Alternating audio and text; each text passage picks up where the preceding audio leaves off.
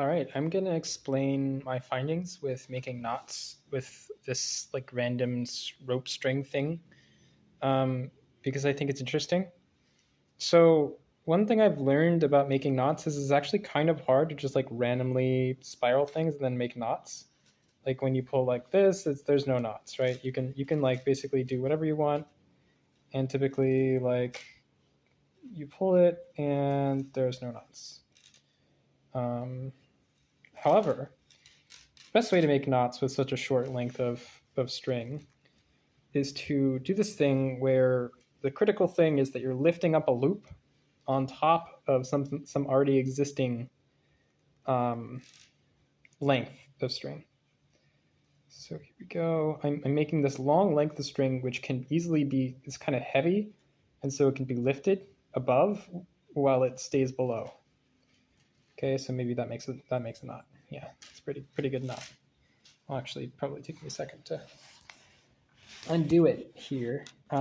Even though like having tried this many times with just like not carefully lifting a loop over a long length of string, I haven't been able to.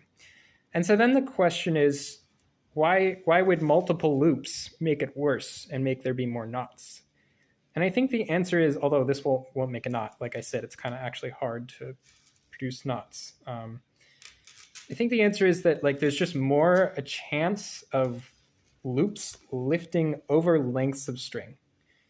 So here we go, make another little loop, put in a length of string in there if I can, yeah, make this big pile of, this is just gonna kind of be heavy and be difficult for the length of string to not, for the loop not to get over it. So, and so multiple loops will just increase the probability every time. Oops, well, that didn't make one. And so that's my interpretation. Okay, so what about figure eights? So we have this situation, and what's going on is rather than having a net number of loops, you actually have a zero net number of loops, because once you make a loop one direction, you cancel it out in the other.